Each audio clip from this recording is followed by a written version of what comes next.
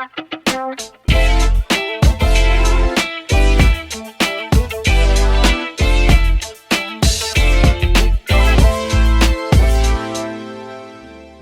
pribadi awal berkarir itu nggak langsung di F&B. Gue jadi karyawan, gue kerja di industri FMCG. Pertama kali lulus kuliah itu di Unpad. Karena udah mulai ngerintis dua, gue sempat kerja di salah satu food service. Sampai 8 tahun gue mutusin untuk fokus ngelola Dua Coffee. Dulu sampai sebelum gue memutuskan untuk resign 100%, gue salah satu orang yang ngerasain ternyata bisnis tuh nggak ada yang sampingan. Selama lo men-treat bisnis lo itu sampingan, hasilnya juga kan selalu sampingan gitu. Tapi ketika lo berani nyebrang dari karyawan menjadi entrepreneur, di situ juga menurut gue ketika lo full 100%, semestanya akan mendukung untuk menuju arah sana gitu. Dua Coffee berdiri di 2016, kita start. Foundernya ada dua, saya sama partner saya Aldi. Dua, secara harfiah emang dua, karena foundernya dua, gua sama Aldi. Tapi di balik itu semua, dua tuh artinya dalam bahasa Arab tuh doa.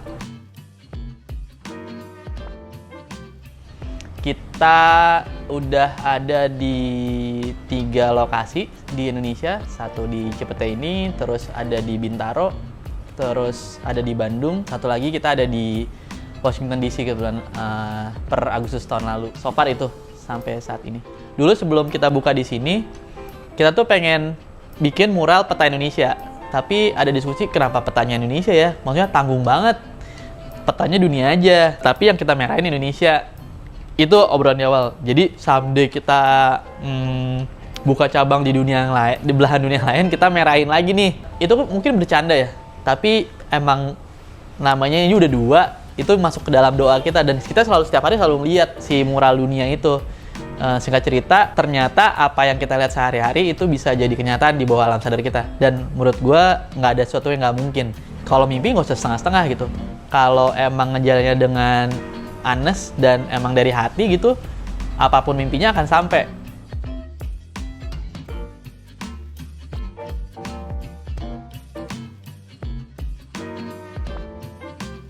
Ini yang selalu gue bahas sama tim kita atau keluarga dua yang ada di Dua Coffee dari awal berdiri.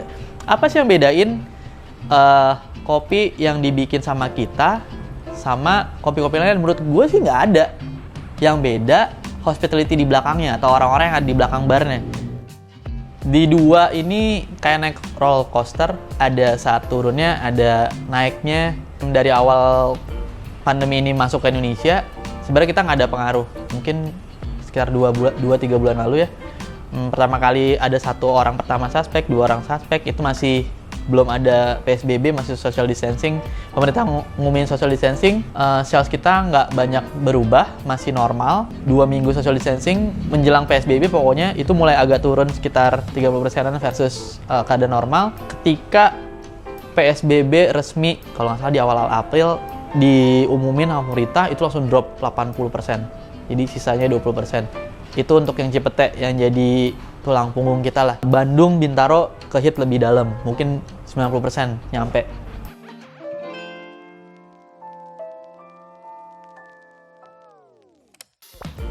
Yang sharing pertama tuh Tio, dia ngomong, gue cobain jual literan, itu lumayan works, coba aja. Cukup tricky buat kita karena belum terbiasa untuk bikin es kopi susu atau minuman lainnya. Tapi kita coba ngambil data, orang sukanya apa sih segala macam. Akhirnya muncullah beberapa SKU atau menu yang memang menjadi championnya di sini gitu.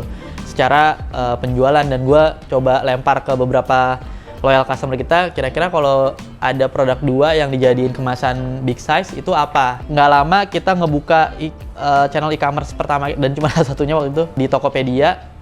Dari teman-teman Tokopedia bantuin kita untuk naikin traffic. Itu turning point kita, jualan literan kita naik. Di situ pas udah naik, kita sedikit worry karena based on historical data, konsumsi orang ngopi pas bulan puasa tuh turun. Turunnya bisa 30-40%. Karena banyaknya orang buka puasa baru minum kopi setelah taraweh. Nah di situ kita, aduh gimana ya caranya supaya momentum yang bagus ini yang udah dibangun lewat Tokopedia, kita nggak turun lagi gitu. Akhirnya kita coba ngeriset R&D produk yang keluarlah si Petik Mangga ini. Yang kita lakukan pertama sebenarnya financial checking kita. Jadi kita juga gitu, sebelum kita mau ngapa-ngapain, kita nyelamatin yang ada di dalam internal 2 dulu sendiri, sehingga roda ekonominya tetap jalan. Saya nggak bisa bilang ini cukup aplikatif untuk semua jenis usaha. Kita fokus sama internal kita lagi-lagi. Reserve budget kita atau cadangan keuangan internal itu menjadi poin yang paling penting di awal untuk bisa ngatur seberapa panjang nafas kita kalau oksigen ini habis.